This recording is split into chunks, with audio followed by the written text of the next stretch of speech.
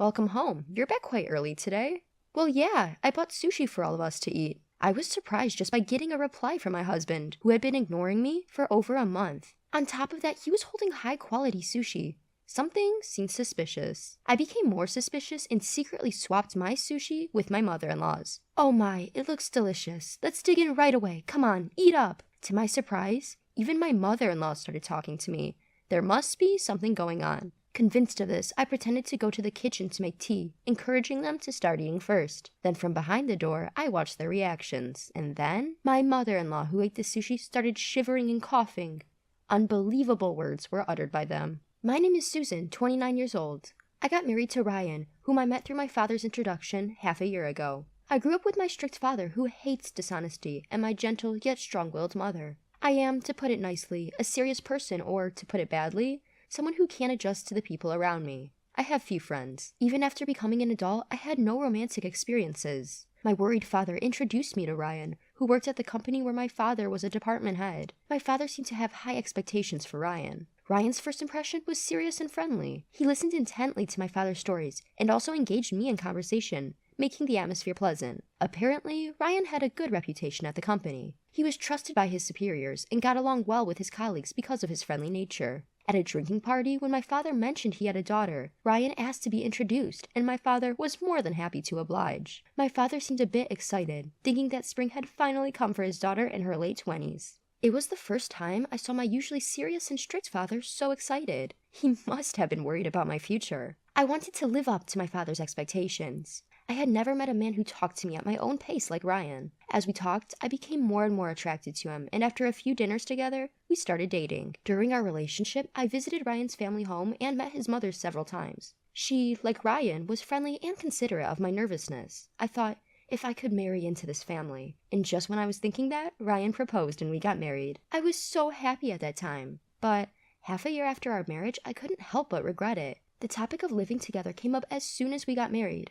My mother-in-law, who lost her husband, seemed to be lonely and appealed to Ryan. At the time, I didn't doubt my mother-in-law and accepted the idea of living together immediately. However, this was the beginning of it all. As soon as we got married, my mother-in-law's attitude changed completely. It was as if her previous behavior was a lie, and she began to see me as an enemy. Susan, why can't you do anything right? Dinner is late and there's so much food. There's no way we can eat all this. Please, think a little. But yesterday you told me to make more dishes. I tried my best to make them for you. What, are you saying it's my fault? No, I didn't mean that. Anyway, dinner time is at 6 p.m. Please be punctual from now on. You can't even prepare a proper meal. I never thought that someone like you would become my daughter-in-law. This kind of thing happens almost every day. My mother-in-law's demands change constantly, and even if I try to meet them, she complains about something else. It was the same this time. After finishing work and rushing home, I finished preparing dinner at 6 p.m., but my mother-in-law didn't show up at the table until nearly 7 p.m. She complained that the food was cold and that I wasn't considerate enough. Ryan usually comes home late due to overtime and social gatherings. As a result, especially on weekday evenings, I had to endure more attacks from my mother-in-law. In front of Ryan, my mother-in-law would act a little more restrained. However, that doesn't mean she stopped scolding me, and sometimes Ryan would defend me when he saw her behavior. But that was only at first. Gradually, maybe he got tired of it, and one day Ryan said this to me: "Please try to adapt to my mom." I was speechless at his words. "How much more do you want me to do?" I held back the urge to yell out. "I want to adapt to your mother too, but her demands keep changing.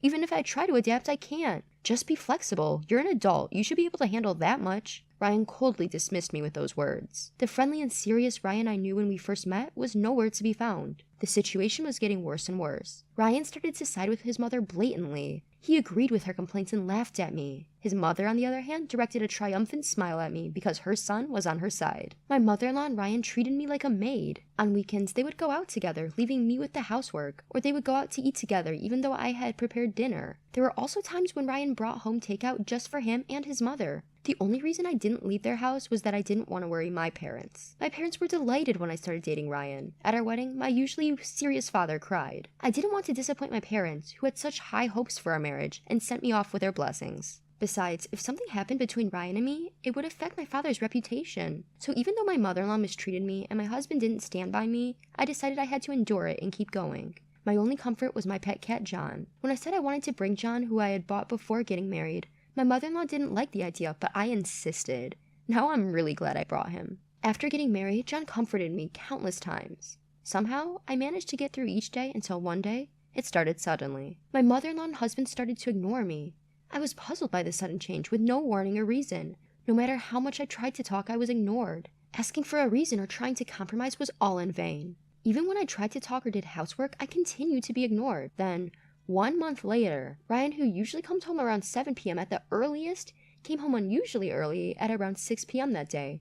As I thought I would be ignored, I called out to him. "Welcome home. You're back quite early today." "Well, yeah, I bought sushi for all of us to eat." I was surprised just by getting a reply from my husband, who had been ignoring me for over a month. On top of that, he was holding high-quality sushi. Something seemed suspicious. Before I could feel happy about him finally speaking to me and buying sushi, I wondered, what on earth is he up to? As I found my husband's behavior strange. Moreover, Ryan placed my share of the sushi on the table first. For the past few months, there hasn't been a single time when my husband prioritized me over his mother. This is definitely suspicious. As my distrust grew, I secretly swapped my sushi with my mother-in-law's. "Oh my, this looks delicious. Let's dig in. Come on, Susan, eat up quickly." Surprisingly, even my mother-in-law started talking to me. There must be something going on. Convinced of this, I encouraged them to start eating first. "I'll go make some tea. You both go ahead and start eating." "Oh, I feel bad, but you're right. Hot tea is perfect with sushi. We'll start eating, so come back quickly." Pretending to head to the kitchen, I watched them from behind the door. After whispering to each other, my husband and mother-in-law began eating sushi. Then, suddenly, my mother-in-law started shaking and coughing violently. "Water!" Her eyes filled with tears as she struggled to speak. Ryan frantically patted her back. She shot him a sharp look. "You! What's going on? Why is there so much wasabi in my sushi? I told you to be careful not to make a mistake. What is this?" I put down Susan's sushi first. There's no way I made a mistake. But I can't eat this. I wanted to see Susan suffer from eating sushi with wasabi. But now the plan is ruined because of your mistake. What are we going to do?" I couldn't stay silent after hearing their conversation. "What on earth is going on here? A lot of wasabi? Did you try to make me suffer?" Both of them had a "we're busted" look on their faces. However, my mother-in-law quickly changed her expression and sneered. "That's right. We ignored you for a whole month, but you seemed just fine. So, we thought we'd tease you a little." "That's terrible." "What's terrible? You should be grateful just as a useless daughter-in-law to stay in the house." Even as my mother-in-law yelled at me, my husband didn't try to stop her. I couldn't take it anymore. I finally let out the words I'd been holding back. "I'm going back to my parents' house." I gathered my essential belongings and put John into a pet carrier. As I walked to the door with my bags, Ryan finally tried to stop me. "Come on, you're joking, right? This is too much just for a little joke." His unapologetic words only strengthened my resolve. Without a word, and without looking at Ryan's face, I left his parents' house. My mother welcomed me back home. At first, she looked surprised to see me return so suddenly, but she quickly let me in. "If you don't want to talk about it, you don't have to, but if you're okay with it, I'm here to listen." I told her everything that had happened since getting married, how my mother-in-law bullied me, how my husband gradually took her side, and how I was treated like a maid. I also told her about a month of being ignored and almost being forced to eat sushi with a huge amount of wasabi. I told her everything, and I apologized for causing trouble after she had happily sent me off to get married. "I'm sorry, Mom, but I just couldn't take it anymore." "It's okay, dear. Your father and I just want you to be happy. We don't want you to be with Ryan if it's causing you so much pain. You've been strong for so long." At my mother's words, the tears I had been holding back began to overflow. My father came home from work and after hearing the situation from my mother, bowed his head to me. "I'm so sorry. It's all because I introduced you to Ryan. I had no idea he was like this." With a pained look on his face, my father made me feel even worse. Then a call came in. It was from Ryan. The phone rang for a while, but I didn't answer it at all. I kept staring at the screen, waiting for the call to end, and finally, it stopped ringing. That's when I noticed a notification from an app. It was the pet monitor app I had installed for John. I had set it to send me a reminder at this time to make sure I didn't forget to refill John's water before going to bed. Curious, I opened the app and pressed the button for live streaming. There, my mother-in-law and husband appeared on screen. "What should we do? Susan isn't answering the phone." "It's fine, she'll come back eventually." "Anyway, what should we do to her next? Ha ha ha." "What if she says she wants a divorce? I'll lose my position as the boss's son-in-law. I was able to pass work off to my subordinates because of my position as my boss's son-in-law. I can't afford to lose that now." Boss's son-in-law. Hearing that, I couldn't hold back my anger any longer. My father, who was next to me, felt the same way. He quietly stared at the screen with a look of disbelief, his hands trembling. I immediately sent a message saying, "Let's get a divorce." Several calls came in right after, but I ignored them and went to sleep. That Saturday morning, the doorbell rang early. Oh my, who could it be this early in the morning? I heard my father's voice from the entrance. Following her voice, I heard the voice that had been irritating me. "Please let me talk to Susan. She's misunderstanding a lot of things." It was Ryan. Since I didn't answer his calls, he came all the way to my house. Not wanting to cause my mother any more trouble, I went to the front door. I sent a sharp glare at my husband and spoke coldly. "What do you want?" Susan, why didn't you answer the phone? I was worried about you." Worried? You teamed up with your mother to make fun of me, ignored me for a month, and then tried to make me eat sushi with a huge amount of wasabi?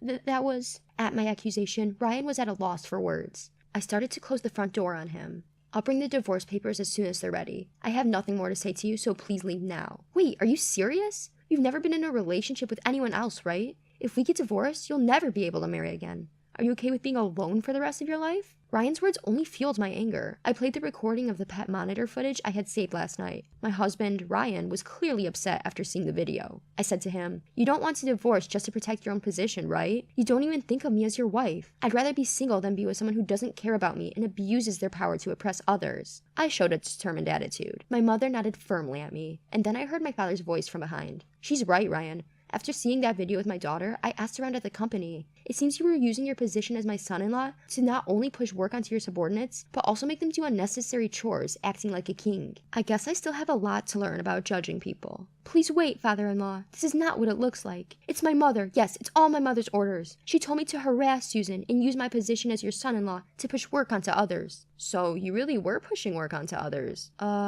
I was not only angry, but also appalled that Ryan was trying to blame his mother for everything and exposing his own wrongdoings. Ryan looked at me with pleading eyes, but I exaggeratedly turned my head away. At that moment, I heard another annoying voice. "Ryan, I came to help you." It seemed that my mother-in-law had come to help Ryan, but by that time, Ryan had already betrayed his mother. He pointed at her and said, "It's all her doing." My mother-in-law looked confused. "What do you mean, Ryan? I came here to be on your side. Are you trying to make me the bad guy?"